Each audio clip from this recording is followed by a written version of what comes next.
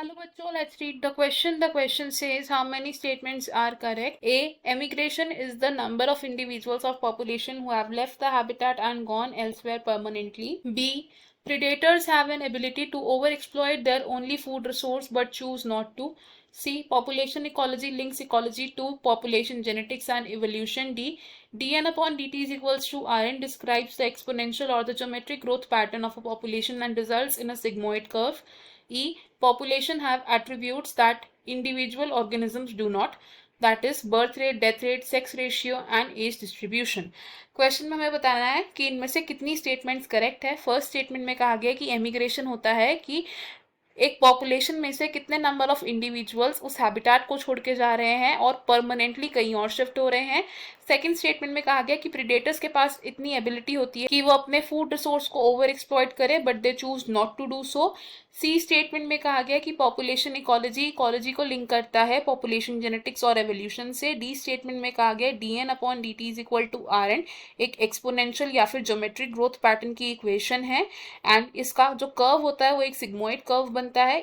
E statement में कहा गया कि पॉपुलेशन के पास कुछ ऐसे एट्रीब्यूट्स होते हैं जो एक इंडिविजुअल ऑर्गेनिज्म के पास नहीं होते और वो एट्रीब्यूट्स है birth rate, death rate, sex ratio and age distribution. इस क्वेश्चन में हमारा जो की कॉन्सेप्ट यूज हो रहा है दैट विल बी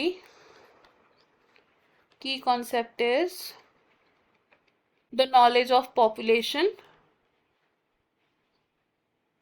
पॉपुलेशन किसे हम कहते हैं? एक ग्रुप ऑफ ऐसे individuals that live in a specific area and can interbreed.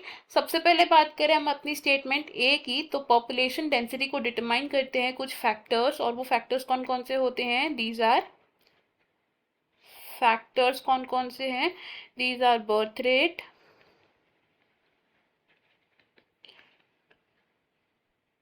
Death rate, immigration and emigration. इन चार फैक्टर्स में से एमिग्रेशन का मतलब क्या होता है?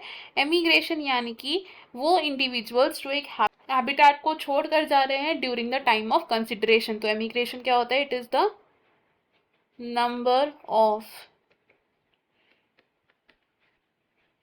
individuals that have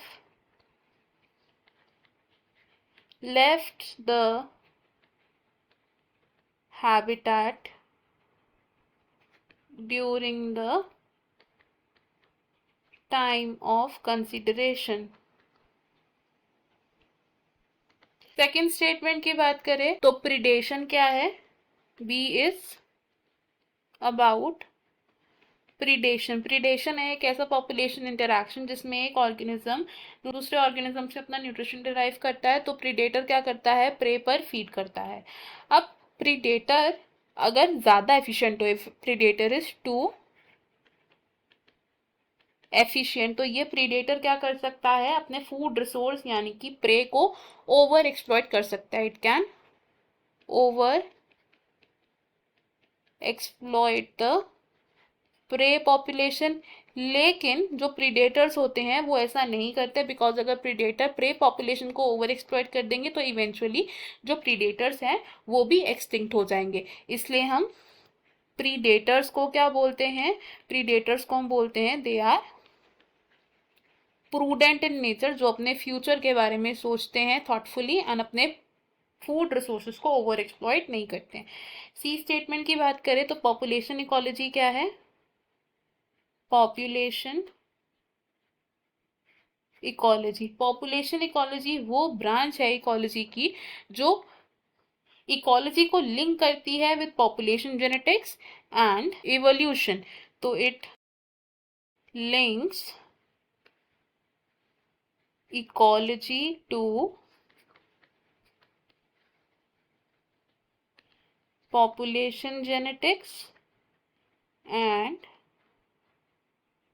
evolution. D statement की अगर हम बात करें अब, फॉर स्टेटमेंट डी, अगर एक पॉपुलेशन में अनलिमिटेड रिसोर्सेस प्रेजेंट हो तो वो पॉपुलेशन किस तरीके की ग्रोथ शो करती है? It shows exponential growth.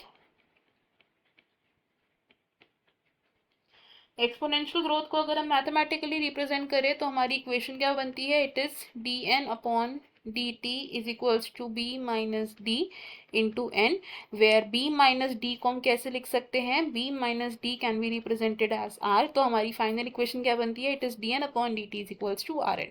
अब यहाँ पर n रिप्रेजेंट कर रहा है पॉपुलेशन साइज को, n is population size at time t, t represent करता है टाइम पीरियड को, बी है birth rate, D is death rate, और आर रिप्रेजेंट करता है हमारा इंट्रिंसिक रेट ऑफ नेचुरल